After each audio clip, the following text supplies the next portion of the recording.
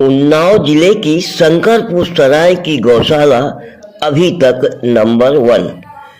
24 घंटे रहते हैं 2 केयर टेकर। साफ सफाई, चूनी भूसी की व्यवस्था चाक चौबंद। नमस्कार, आप देख रहे हैं उपदेश टाइम्स न्यूज। मैं हूं के द्विवेदी। उन्नाव जिले की शंकरपुर सराय में चल रही गौशाला में व्यवस्थाओं का स्तर बेहतरीन पाया गया।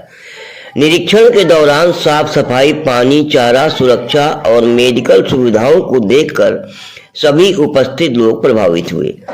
गौशाला में बीमार गायों के लिए अलग व्यवस्था और 24 घंटे सेवा करने वाली कर्मचारियों की टीम तैनात रहती है। गौशाला के सभी कार्य पारदर्शिता से संचालित हो रहे हैं। स्थानीय लोगों ने इसे जिले की सबसे उत्कृष्ट और आदर्श गौशाला बताया और कहा कि प्रदेश की अन्य गौशालाओं को भी इससे सीख लेनी चाहिए। ग्राम प्रधान सर्वेश लोधी ने कहा कि ग्राम सभा में कम से कम 4 गौशालाएं होनी चाहिए। सरकार अगर सहयोग करेगी तो एक भी गाय सड़क पर इस क्षेत्र में नहीं दिखेगी। हम पूरी पारदर्शिता से व्यवस्था कर लेंगे। नमस्कार, आप बने रहिए उपदेश टाइम्स न्यूज के साथ। आज मैं ग्राम सभा शंकरपुर सराय के गौशाले में मौजूद हूँ। आपको बता दें कि उन्नाव ज़िले के तमाम गौशालाओं का हमारी टीम ने निरीक्षण किया कि व्यवस्थाएं कैसी हैं। सरकार द्वारा सारी सुविधाएं गौरक्षा के लिए दी जा रही हैं। तो हम ज़मीनी हकीकत जानने के लिए आज इस गौशाला में आए हुए हैं और आप देख पा रहे हैं कि जानवर हैं, सबके कानों में टैग लगा हुआ है और इनके लिए 4 पंखे भी वहाँ लगे हुए हैं। ये भूसा घर है जिसे आप देख पा रहे हैं। ये उपचार कक्ष है। इसमें होता क्या है, मान लीजिए कोई गाय बीमार हो गई तो उसको इसमें रखा जाता है और जो नवजात बच्चे हैं, मतलब जो कोई गाय का कोई बछड़ा होता है तो उसको इनसे दूर रखा जाता है, क्योंकि वो छोटा होता है। इतने जानवरों के बीच में कोई उसे मार दे, उसे चोट लग जाए, तो ऐसी स्थिति में सारी यहाँ व्यवस्था आप इधर देख पा रहे हैं। केयर टेकर कक्ष है, सारी सुविधाएँ यहाँ बनी हुई हैं और एक केयर टेकर कक्ष में पंखा है, उपचार कक्ष में पंखा है। ये भूसा घर है जहाँ जानवरों के लिए चारा भरा हुआ है। जानकारी ये मिली है। अभी थोड़ा केयर टेकर से हम बात करेंगे। क्या नाम भैया आपका? सत्यम। सत्यम, आप क्या करते हैं यहाँ? वही चारा पानी करते हैं।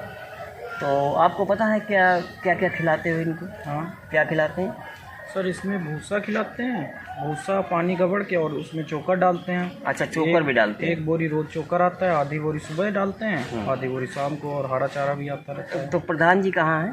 प्रधान जी तो अभी कहीं होंगे, फ़ोन किया आते ही होंगे। प्रधान जी अभी आ रहे हैं? जी चलिए, प्रधान जी भी अभी आने वाले हैं और हम प्रधान जी से भी बात करेंगे। देखिए, शायद प्रधान जी एंट्री कर रहे हैं, मेरे ख्याल से यही प्रधान जी हैं। जी यही। हाँ, तो ये प्रधान जी एंट्री कर रहे हैं। अभी इनसे भी जानेंगे कि गौशाला क्या। वैसे हमने पूरे ज़िले में जितनी गौशालाएँ देखी, ऐसी गौशाला मुझे आज तक कहीं देखने को उन्नाव ज़िले में नहीं मिली। अगर मैं अपनी समीक्षा करूं तो मेरी तरफ से इसे 1 नंबर गौशाला की संज्ञा दी जानी चाहिए, क्योंकि यहाँ सारी व्यवस्थाएं हैं। छोटे पशुओं को अलग रखने की हैं, उपचार केंद्र बना हुआ है, भूसा घर बना हुआ, सब केयर टेकर का रूम बना, सब अलग अलग चीज़ है। प्रधान जी नमस्कार।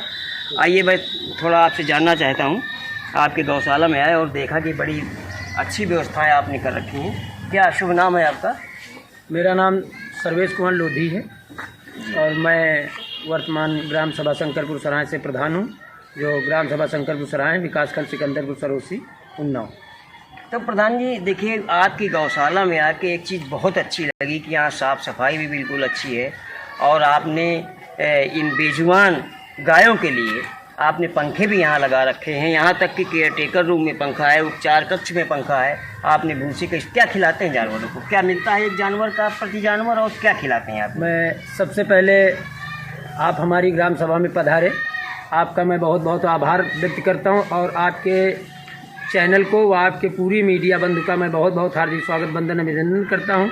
गायों को मैं कोई अलग से नहीं खिलाता हूँ। जो सरकार प्रति गाय पे हमको 50 रुपये देती है, उस हिसाब से हम गायों को लिए भूसा और चोकर और समय पे जो भी हरे चारे की व्यवस्था होती है वो इन गायों को खिलाते, क्योंकि गाय हमारी माता है और अनजान बेजुबान जानवरों के साथ चारा न देना, पानी न देना, ये सबसे बड़ा अपराध है। और जो सरकार हमको देती, मैं पूरी प्रयास करता हूं कि पूरी निष्ठा और ईमानदारी से जानवरों को चारा पानी की व्यवस्था की जाए। हमारे यहाँ 2 केयरटेकर हैं और छोटा सा ये गौशाला है और ये गांव के बीचों बाच बना हुआ है, जिसमें हमारे पास इस समय 70 से 72 जानवर हैं और इस छोटे गौशाले में इससे ज़्यादा रखना उचित नहीं है। गाय हैं तो हमारे क्षेत्र में कम से कम 2-4 हज़ार गाय अन्ना घूम रही, क्योंकि 1600 हेक्टेयर ज़मीन हमारे यहाँ 2400 बीघे ज़मीन जो है वो ट्रांसगंगा सिटी UPIDC अधिकृत की है, इसलिए खाली पड़ी है। इसलिए अधिक जानवर कानपुर हो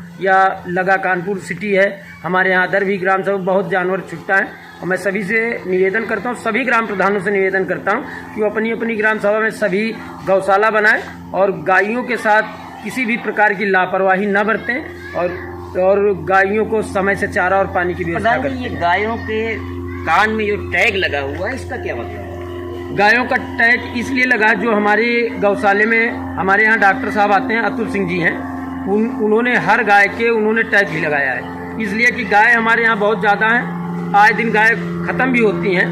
तो अब एक मेरे आगे मजबूरी भी है कि गायों को इधर उधर कुत्तों से नोचना देख भी नहीं सकते हैं, तो उन गायों को मैं अंतिम संस्कार भी कराता हूँ, जबकि इसका पैसा आज तक मैं जब से प्रधान बना हूँ 4.5 वर्ष हो गए, 1 भी रुपया गाय के अंतिम संस्कार का हमको नहीं मिलता है, लेकिन जो हमें मिलता है और जो मैं मेहनत मजदूरी से अपना कमाता हूँ, और ये सौभाग्य मेरा कि मैं गौ माताओं का अंतिम संस्कार करने का हमको सौभाग्य प्राप्त हुआ है। और ये हमारे हिंदू धर्म की माताएं हैं और मैं इनको अपनी माँ के समान मान के इनकी पूजा करता हूँ। देखिए कितनी अच्छी बात कही कि जो गौशाला में गायें हैं, ये अगर बीमार होती हैं या इनकी मृत्यु हो जाती है तो उनका अंतिम संस्कार भी करते हैं। और जो बाहर के जानवर हैं, अगर कोई सड़क पे पड़ा है तो ये इनके अंदर ये दर्द है कि अगर वो भी कहीं पड़ा है, कुत्ते उसको नोच रहे हैं, तो उसका भी अंतिम संस्कार कराते हैं। मेरी गुजारिश सरकार से भी है कि अंतिम संस्कार के लिए प्रधानों को अतिरिक्त धन दिया जाए, ताकि ये अच्छे ढंग से गौ माता की सेवा हो सके और अंतिम संस्कार भी उनका अच्छे ढंग से